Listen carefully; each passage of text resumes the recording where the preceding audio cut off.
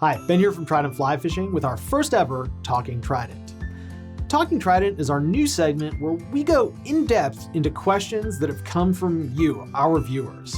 So don't forget, if you have questions, leave a comment in the box below. We do read those, and that's how we're going to get material for our next Talking Trident.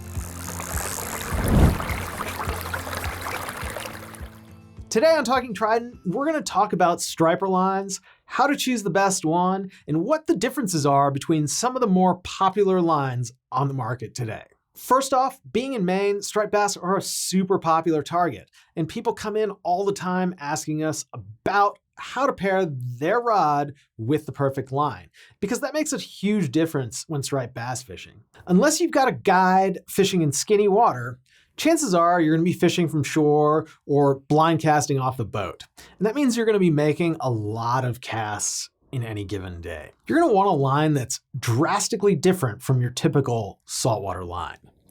And that's why here at Trident, we recommend having a line with a very short head. And luckily, our manufacturers make a wide range of lines that fit that bill. This video is supported 100% by your purchases at Trident Fly Fishing.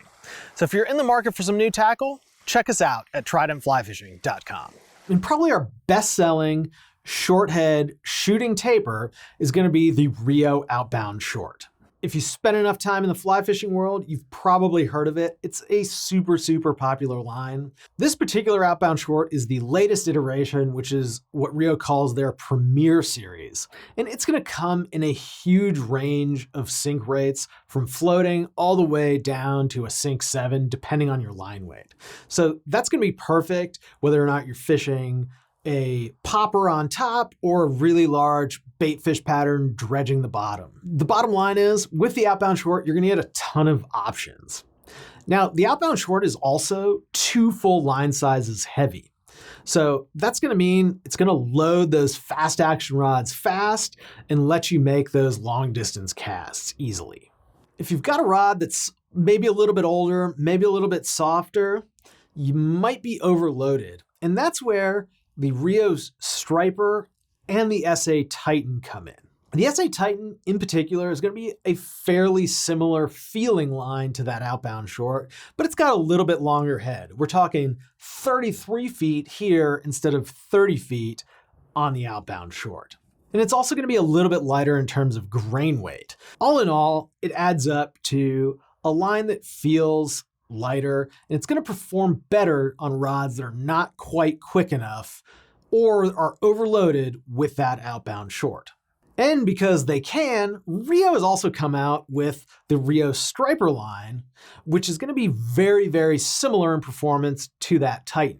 The big difference being that this still has the 30-foot head of that Outbound short. So while the heads are lighter on the Striper than the Outbound short, it still is going to have a very similar feel and overall performance to that Outbound short, just at a lighter grain weight.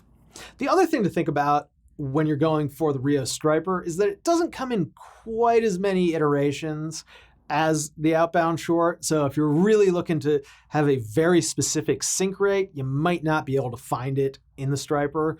You're really just going to get a float, intermediate, fast sink option with the Rio Striper. While these 3 lines are definitely our most popular lines, we didn't want to leave out Airflo, which is an eco-friendly, non-PVC line for those who want it. And this line here is the Sniper 4-season, which is going to have that same 30-foot head that you're getting with Rio, but in a polyurethane line. One thing to note about this Airflo line is that it does take up more space on your reel. This is a 120-foot line, and you're going to want to make sure that you've got enough space on your reel for that extra line. Let's talk about some of the situations where you might want a floating, an intermediate, or a faster sink line for striped bass. Floating lines are pretty easy. You're going to want those in really skinny water or if you're fishing a popper. Generally speaking, our recommendation for most people getting started is going to be an intermediate. It works great for fishing any bait fish pattern. If you're in shallow water, you can fish a crab with it. It's going to be your most versatile option for striped bass fishing. Now, with that said, a lot of people also really like the fast sink. Fast sink is great if you're fishing crabs on the bottom in deeper water, and it's also great if you want to get that bait fish pattern down just a little bit faster. For example, if you're fishing in a river with current. Of course, if you're a serious striped bass fisherman, you're probably going to want to have all 3 lines. And that's it. So if you have questions about striped bass lines, or even better, if you want to leave a note for our next Talking Trident, leave a comment in the box below, and don't forget to subscribe to our channel. I'm Ben. Thanks for watching. We'll see you next time.